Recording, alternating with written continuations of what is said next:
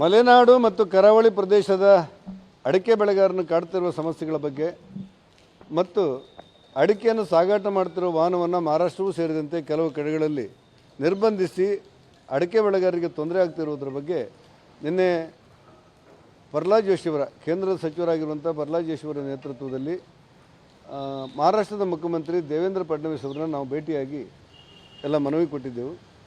ನಮ್ಮ ಅಡಿಕೆ ಬೆಳೆಗಾರರ ಅಡಿಕೆಯನ್ನು ಮಧ್ಯದಲ್ಲಿ ವಾಹನದ ಸಾಗಾಟ ಸಂದರ್ಭದಲ್ಲಿ ತೊಂದರೆ ಕೊಡಬಾರದು ಮತ್ತು ವಿನಾಕಾರಣ ದಂಡ ವಿಧಿಸುವುದು ಸೇರಿದಂತೆ ಈ ಅಡಿಕೆ ಬೆಳೆಗಾರರಿಗೆ ಸಾಗಾಟ ಸಂದರ್ಭದಲ್ಲಾಗುವಂಥ ಸಮಸ್ಯೆಯನ್ನು ಪರಿಹಾರ ಮಾಡಲಿಕ್ಕೆ ಮಹಾರಾಷ್ಟ್ರದ ಮುಖ್ಯಮಂತ್ರಿಗಳು ನೆರವಿಗೆ ಬರಬೇಕು ಅಂತೇಳಿ ನಾವು ಮನವಿ ಕೊಟ್ಟೆವು. ಪ್ರಹ್ಲಾದ್ ಜೋಶಿ ಅವರು, ನಾನು, ಚೌಟ, ರಾಘವೇಂದ್ರ ಎಲ್ಲ 3 ಜನ MP ಗಳು ಕೂಡ ಇದ್ದೆವು. ಎಲ್ಲ ವಿಚಾರಗಳನ್ನು ಗಮನದಲ್ಲಿಟ್ಟುಕೊಂಡಂಥ ಮಹಾರಾಷ್ಟ್ರದ ಮುಖ್ಯಮಂತ್ರಿ ದೇವೇಂದ್ರ ಫಡ್ನವೀಸ್ ರವರು ಇನ್ನು ಮುಂದೆ ಕರ್ನಾಟಕವೂ ಸೇರಿದಂತೆ ಯಾವುದೇ ಬೆಳೆಗಾರರಿಗೆ ಅವರ ವಾಹನಕ್ಕೆ ತೊಂದರೆ ಕೊಡದೇ ಇರುವಂತೆ ಸೂಚನೆಯನ್ನು ಕಾರ್ಯದರ್ಶಿಯವರ ಮೂಲಕ ಕೊಟ್ಟಿದ್ದಾರೆ. ಬಹುತೇಕ ಭಾಳ ದಿವಸಗಳಿಂದ ಕಾಡ್ತಿರುವಂಥ ಈ ಸಮಸ್ಯೆ ಪರಿಹಾರ ಆಗ್ಬೋದು ಅಂತ ನಮಗೆ ಆಸೆ ಇದೆ. ಕರ್ನಾಟಕ, ಅದರಲ್ಲೂ ಕರಾವಳಿ ಮತ್ತು ಮಲೆನಾಡು ಪ್ರದೇಶದ ಅಡಿಕೆ ಬೆಳೆಗಾರರ ಸಾಗಾಟದ ಸಮಸ್ಯೆ ಇದರಿಂದ ಪರಿಹಾರ ಆಗುತ್ತೆ ಅನ್ನೋದು ನಮ್ಮ ನಂಬಿಕೆ. ಆ ಕಾರಣಕ್ಕೋಸ್ಕರ ನಾವು ಮಹಾರಾಷ್ಟ್ರದ ಮುಖ್ಯಮಂತ್ರಿ ದೇವೇಂದ್ರ ಫಡ್ನವೀಸ್ ಅವರಿಗೆ ಅಭಿನಂದನೆಗಳನ್ನು, ಧನ್ಯವಾದಗಳನ್ನು ಹೇಳಿದ್ದೇನೆ.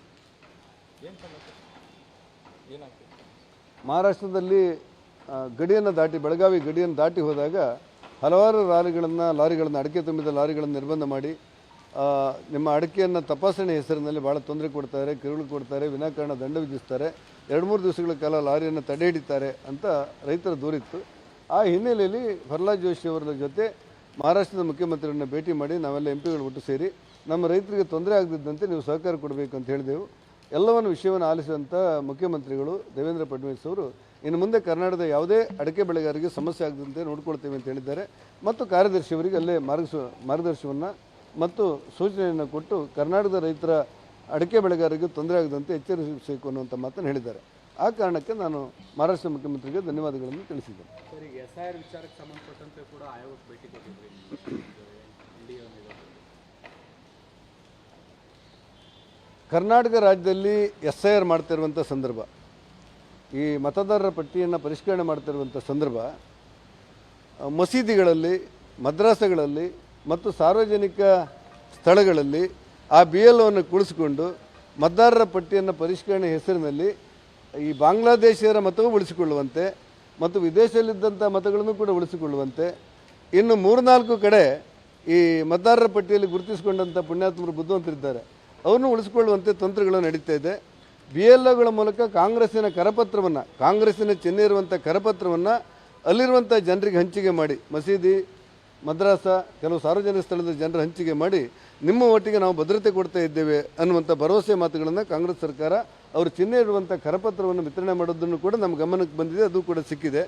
ಆ ಹಿನ್ನೆಲೆಯಲ್ಲಿ ಕೇಂದ್ರ ಚುನಾವಣಾ ಆಯೋಗದ ಮುಖ್ಯಸ್ಥರಿಗೆ ಮನವಿಯನ್ನು ಮಾಡಿ, ಚುನಾವಣಾಧಿಕಾರಿಗಳಿಗೆ ಮನವಿಯನ್ನು ಮಾಡಿ ಈ ಕರ್ನಾಟಕದಲ್ಲಿ ನಡೀತಾ ಇರುವಂಥ ಈ ಗೊಂದಲವನ್ನು ಪರಿಹಾರ ಮಾಡಬೇಕು. ಯಾವ ರೀತಿ ಮತದಾರರ ಪರಿಷ್ಕರಣೆ SIR ಆಗ್ತಾ ಇದೆ ಎಲ್ಲ ರಾಜ್ಯಗಳಲ್ಲೂ, ಅದೇ ರೀತಿ ಕರ್ನಾಟಕದಲ್ಲೂ ಕೂಡ ಮಾಡಬೇಕು. ಪ್ರತಿ ಜಿಲ್ಲೆಗೆ ಅಥವಾ ರಾಜ್ಯಕ್ಕೆ ಕೇಂದ್ರ ಚುನಾವಣಾ ಆಯೋಗದ ಮೂಲಕ ವಿಶೇಷ ಅಧಿಕಾರಿಗಳನ್ನು ನೇಮಕ ಮಾಡಿ ಈ ಗೊಂದಲವನ್ನು ಪರಿಹಾರ ಮಾಡಬೇಕು ಅನ್ನುವಂಥ ವಿನಂತಿಯನ್ನು ನಾವು ಮಾಡಿದ್ದೆವು.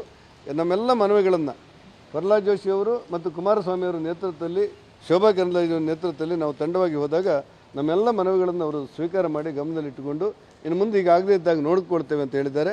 ಮತ್ತು ನಾವು ಇಲ್ಲಿವರೆಗೆ ಅಕ್ರಮವಾಗಿರುವಂಥ ಕೆಲವು ಮತದಾರರ ಪಟ್ಟಿಯ ಪರಿಷ್ಕರಣೆಯನ್ನು ತಡೆ ಹಿಡಿಬೇಕು ಅಂತ ಹೇಳಿದ್ದೇವೆ, ಅದನ್ನು ಕೂಡ ಪರಿಶೀಲನೆ ಮಾಡ್ತೇನೆ ಅಂತ ಹೇಳಿ ಜ್ಞಾನೇಶ್ ಕುಮಾರ್ ಅವರು, ಕೇಂದ್ರ ಚುನಾವಣಾ ಆಯೋಗದ ಮುಖ್ಯಸ್ಥರು, ಭರವಸೆಯನ್ನು ಕೊಟ್ಟಿದ್ದಾರೆ. ಧನ್ಯವಾದ.